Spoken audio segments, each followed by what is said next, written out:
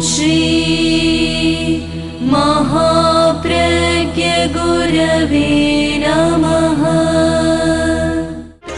जिसके सांसों में रहता है शाश्वत शांति का स्पंदन, उस महाप्रज्ञ को वंदन, उस महाप्रज्ञ को वंदन।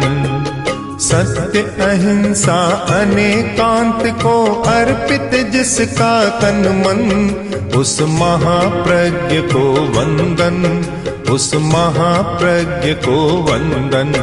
जिसके सांसों में रहता है शाश्वत शांति का स्पंदन, उस महाप्रज्ञ को वंदन, उस महाप्रज्ञ को वंदन।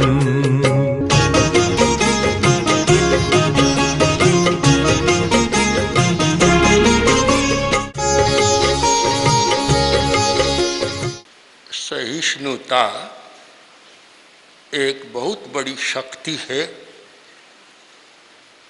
इसे दो भूमिकाओं पर देखना होगा। कोई भी वस्तु भूमिका भेद के बिना पूरी समझ में नहीं आती।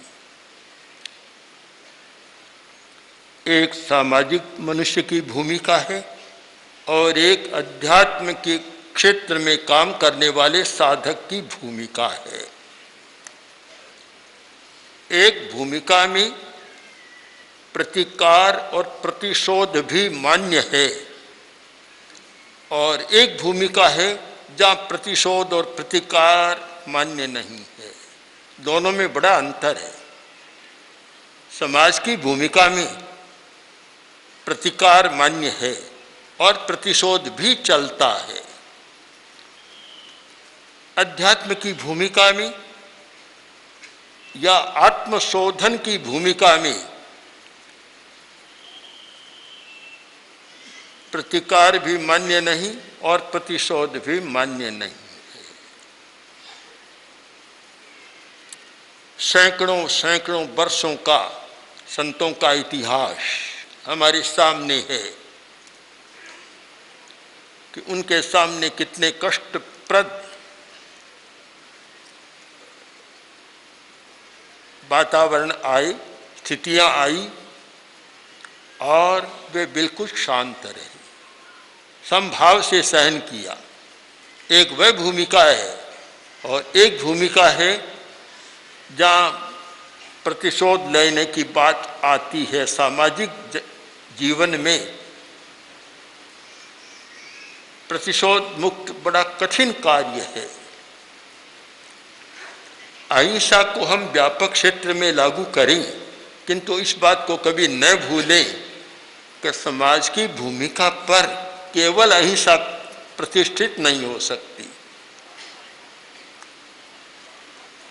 एक लड़के ने पड़ोसी के घर का कांच का शीशा तोड़ दिया। पड़ोसी ने शिकायत की कि तुम्हारे लड़के ने मेरी खिड़की का शीशा तोड़ दिया। पिता बोला, कोई बात नहीं, आप क्षमा करें, पागल है।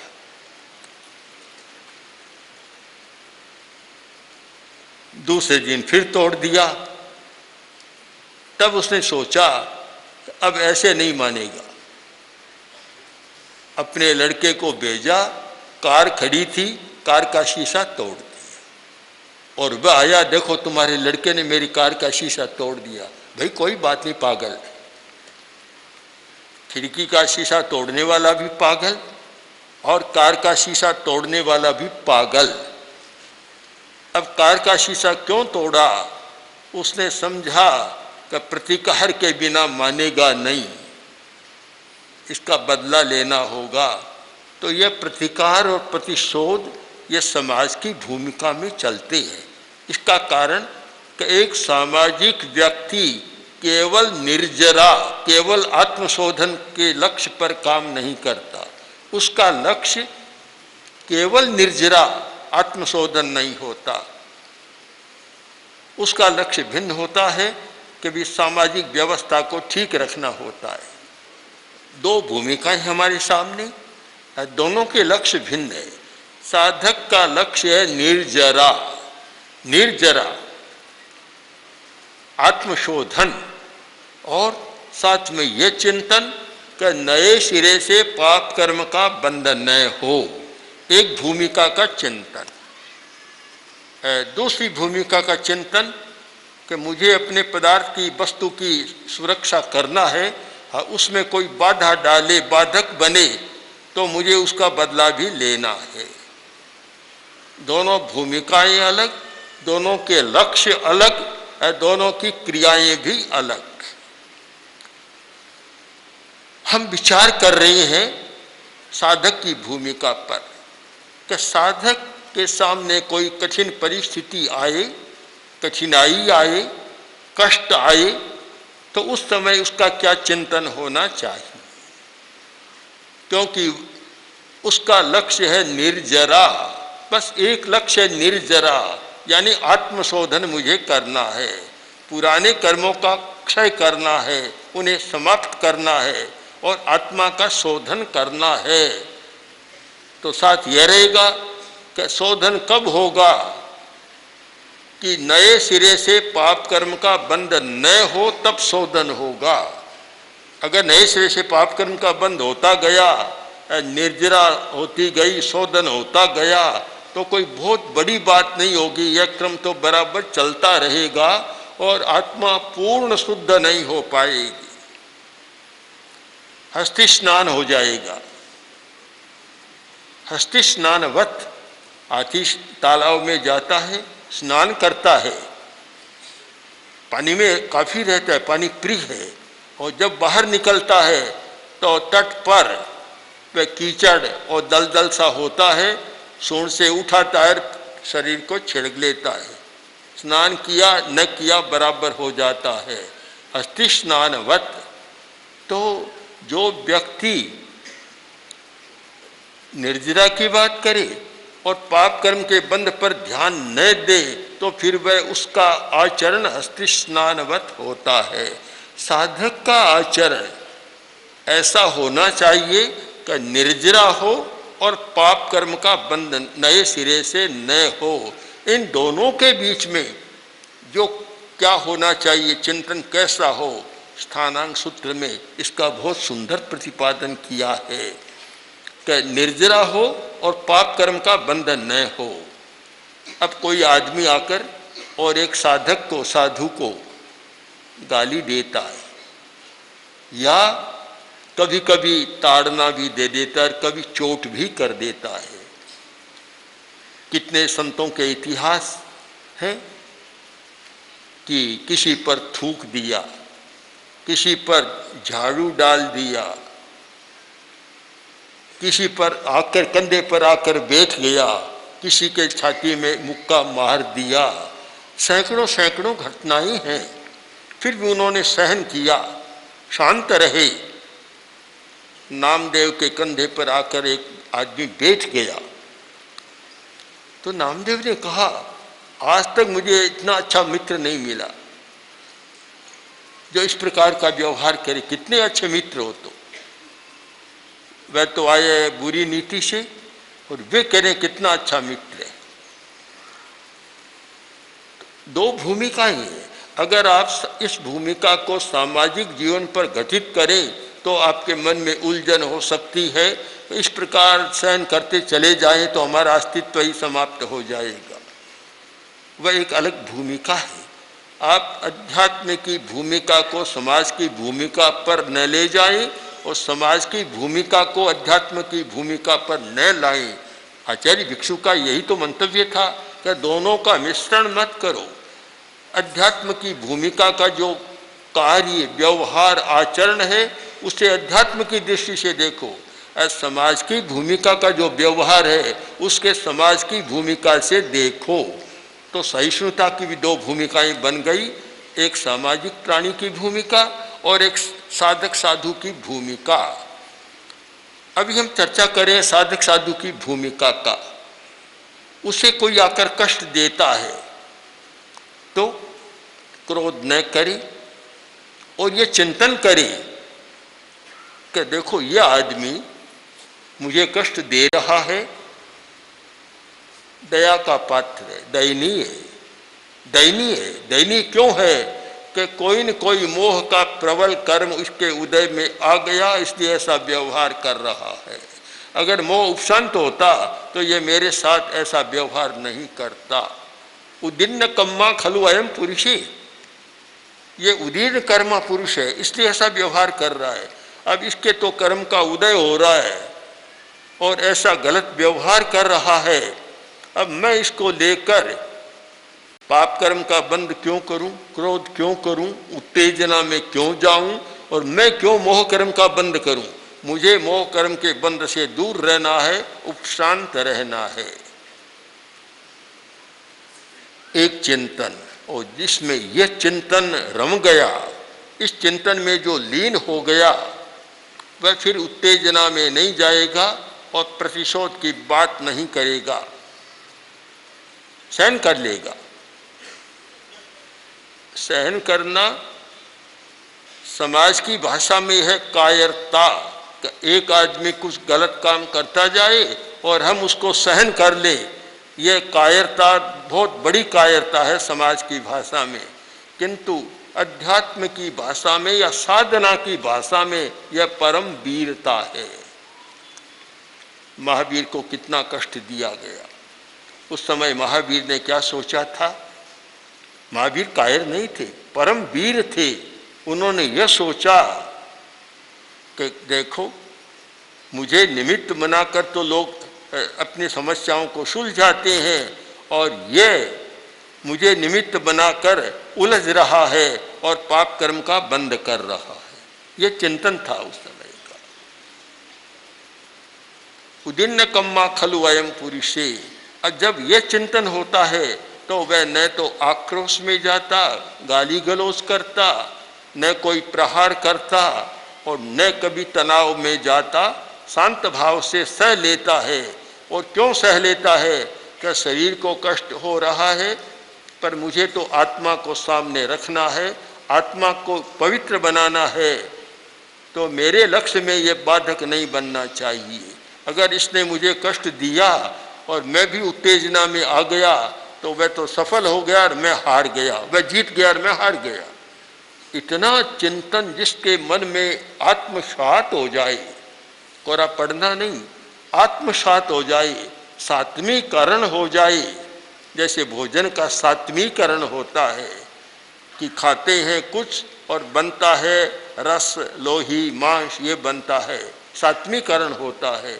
ऐसे ही यह चिंतन सात्मीभूत हो जाए, इसका सात्मीकरण हो जाए, तो फिर वह साधक अनुत्तेजित उपशांत रह सकता है। उसे कोई भी गुस्से में ला नहीं सकता।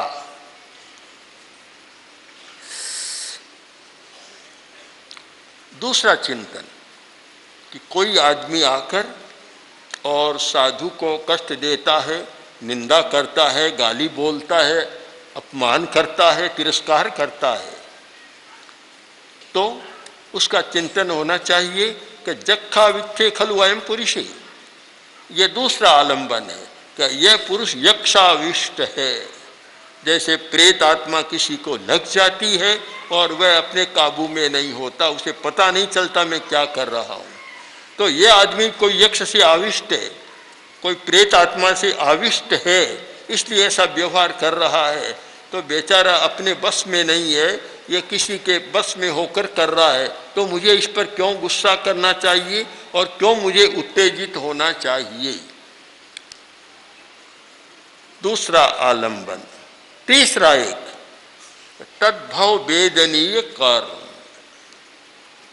एक चिंतन का बहुत बढ़िया सूत्र है कि मैंने कोई ऐसा कर्म किया है जो इसी जन्म में उदय में आना है, तो ये तो निमित्त बन रहा है। क्योंकि कर्म भी जब विपाक में आता है तो कोई न कोई निमित्त बनता है। द्रव्य, क्षेत्र, काल और भाव, कोई न कोई निमित्त होना चाहिए। अगर निमित्त न मिले तो कर्म का विपाकोदय नहीं होता, वह प्रदेशोदय में ही चला जाता है। निमित्त मिलता है तब वह प्रदेश विपाक में आता है। तो मैंने कोई तद्भव वेदनीय कर्म किया है, इस जन्म में भुगतने लायक कोई मैंने कर्म किया है और उस कर्म को उदय में आना है। ये तो बेचारा निमित्त बन रहा है, मूल कारण तो इसका कर्म, मेरा किया हुआ कर्म है। जब मेरा किया हुआ कर्म मुझे भुगतना है तो मुझे फिर क्यों गुस्सा करना चाहिए, क्यों आवेश करना चाहिए, क्यों उत्तेजना में आना चाहिए।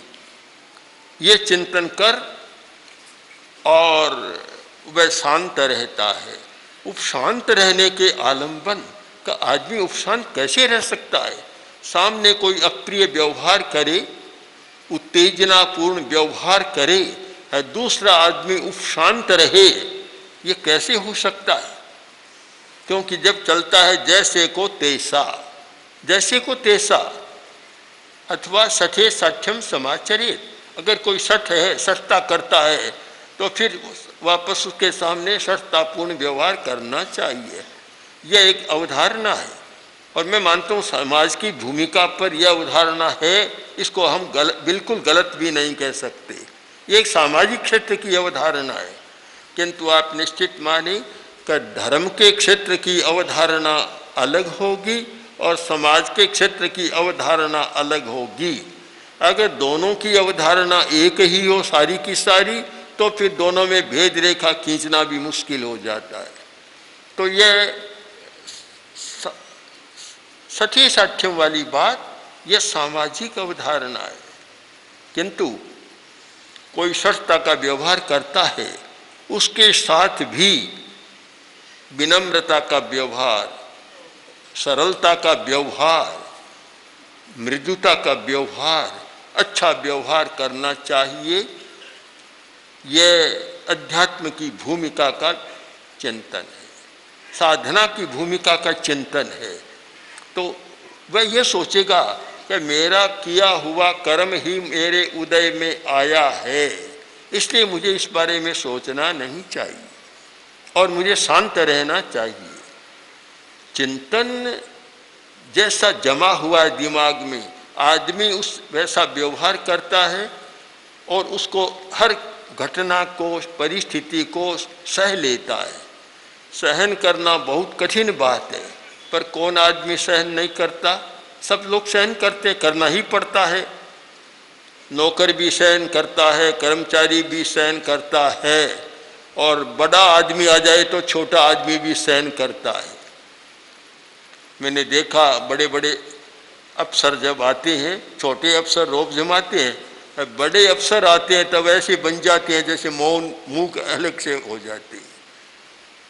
उनकी डांट उनको सहना पड़ता है। हर आदमी को सहना तो पड़ता ही है, पर एक अध्यात्म का इतना पवित्र चिंतन और एक महत्वपूर्ण चिंतन है, यह समझ में आ जाए तो फिर सहना पड़ता नहीं, उपशम स्वयं आगे आ जाता है। उपशम करना नहीं होता। उपशम कैसे हो सकता है? कोई व्यक्ति यह सोचे कि उपशम की साधना क्या है, ये चिंतन उपशम की बड़ी साधना है। इस प्रकार का चिंतन अंतःकरण में रम जाए और बार बार इसकी अनुप्रेक्षा हो तो वह चेतना जाग जाती है कि समय आने पर उत्तेजना पीछे चली जाएगी, उपशम सामने आ जाएगा, व्यक्ति उपशांत बना रहेगा। पर यह केवल सुनने से संभव नहीं है, यह संभव है चिंतन करने से। चिंतन जब हो गया तो आदमी दूसरे से ऐसे प्रभावित नहीं होता। एक आदमी जो स्थिति आती है उससे प्रभावित हो जाता है, और एक व्यक्ति ऐसा है कि प्रभावित नहीं होता, कारण उसका अपना चिंतन है, अपना चिंतन। इस प्रसंग में एक घटना का उल्लेख करना बहुत प्रासंगिक होगा कि पंजाब के महाराजा रणजीत सिंह के सामने एक विदेशी आया। विदेशी ने एक कांच का बना हुआ दावत उनके सामने पेश किया और कहा कि महाराज मैं लाया हूँ और आप लोग खरीदें, बहुत बढ़िया चीज़। महाराजा रणजीत सिंह बहुत विचारशील राजा थे। उन्होंने हाथ में लिया और सबके देखते हुए उसको फेंका, चूर चूर हो गई। कांच का तो था। अब महाराजा बोले, भैया बताओ इसका अब कितना मूल्य है? पहले तुम कह रहे थे इसका बहुत मूल्य है, 100, 200, 400, 500, 1000 रुपया मूल्य है। अब इसका कौड़ी मूल्य भी नहीं, मूल्य है ही नहीं बिल्कुल। महाराजा ने अपने कर्मचारी को बुलाकर कहा कि यह पीतल की दावत है, लाओ। लाया, उसको फेंका तो टूट गई। अब कि इसको बाजार में बेच कर आओ। आदमी गया, बाजार में बेच कर आया, पैसा लेकर आया। तो महाराजा रंजीत सिंह ने कहा, देखो कि तुम्हारा इतना कीमती और टूटने के बाद कोई मूल्य नहीं, और हमारा ये कम कीमत वाला है दावत, किंतु टूट गया तो भी इसके पैसे आ गए। गरीब देश में ऐसी वस्तु नहीं चाहिए कि जो दाम तो ज़्यादा लगे और बाद में उसका कोई भी मूल्य नहीं हो टूट जाने पर। हमें तो ऐसी वस्तु की ज़रूरत है कि जो है तो भी मूल्य है, और टूट जाए तो भी उसका मूल्य होता है। कितना एक बढ़िया चिंतन था। आज के जो स्वदेशी आंदोलन की बात करने वाले, स्वदेशी की बात करने वाले, कितना बढ़िया है। और जो एक आकर्षण पैदा हो रहा है आज तड़क भड़क के प्रति, उन्हें सोचना है कि टूटने के बाद इसका क्या मूल्य होगा। बस स्थायी मूल्य किसका है? तो इतना गहरा चिंतन था। तो महाराजा ने उसको विदा कर दिया, चला गया बेचारा। कि हमारे यहाँ जरूरत नहीं है इन चीज़ों की, हमारे यहाँ तो उन चीज़ों की जरूरत है कि जो रहे तो भी मूल्य और टूट जाए तो भी उनका मूल्य बराबर रहता है, मूल्य नहीं कम होता। पीतल पीतल का मूल्य है, चाहे टूट जाए तो भी मूल्य है, बना रहे तो भी मूल्य है। इतना गहरा चिंतन था तो समस्या को टाल दिया।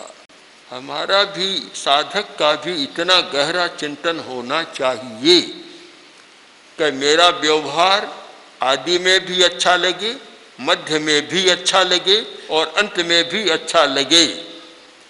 ऐसा व्यवहार नहीं कि प्रारंभ में तो अच्छा लगे और अंत में एकदम रद्दी हो जाए, मूल्यहीन हो जाए। ऐसा उसका सारा व्यवहार नहीं होता। उपशम शाश्वत मूल्य का है। उपशम का मूल्य प्रारंभ में भी अच्छा, मध्य में भी अच्छा और अंत में भी अच्छा। किधर भी देखो, हर देश और काल में उपशम का मूल्य बराबर बना रहता है। तो हमें उसकी साधना करना है। अब चिंतन का चौथा सूत्र यह है कि इस व्यक्ति ने तो मुझे गाली दे दी, मेरा अपमान कर दिया, तिरस्कार कर दिया। अगर मैं इसको सहन नहीं करूंगा तो पावे कम में एगन स्वमें पावे कम में भविष्य, तो इसका फल कृष्ण को भुगतना पड़ेगा। पाप कर्म का बंध उसके नहीं मेरे होगा। अगर मैं सहन नहीं करूंगा तो पाप कर्म का बंध उसका मेरे होगा। मैं पाप कर्म से आत्मा को मलिन करना नहीं चाहता। जो लोग पाप कर्म के बंध से डरते हैं उन्हें सोचना है कि पाप कर्म का बंध न हो, यानी आत्मा को उज्जवल करना चाहते हैं और आत्मा और अधिक मैली न हो, इसलिए मुझे सहन करना चाहिए। क्योंकि असह मानस से पावे कम में बंध। अगर मैं सहन नहीं करूंगा तो पाप कर्म का बंध हो जाएगा और मैं नहीं चाहता कि अपनी आत्मा को फिर मेला करूं। एक बहुत बड़ा आलंबन है जो कर्मवादी है, आत्मवादी है, जो आत्मा को मानने वाले हैं, कर्म को मानने वाले हैं, कर्म के फल को मानने वाले हैं। उन लोगों के लिए तो सोचने का है कि मैं जागरूक रहूं कि नए सिरे से भारी कर्म का बंध न करूं। छोटा मोटा कर्म का बंध तो जीवन में होता रहता है, पर ऐसा भारी पाप कर्म का बंध न करूं कि जिसका बुरा परिणाम मुझे ही भुगतना पड़े। बहुत बड़ा एक चिंतन सूत्र है हमारे सामने, और जो व्यक्ति इस भाषा में सोचता है उसे अवश्य ही सहन करने की शक्ति पैदा हो जाती है। ओम श्री महाप्रज्ञ गुरवे नमः। ओम श्री महाप्रज्ञ गुरवे नमः। ओम श्री महाप्रज्ञ गुरवे नमः। ओम श्री महाप्रज्ञ गुरवे नमः।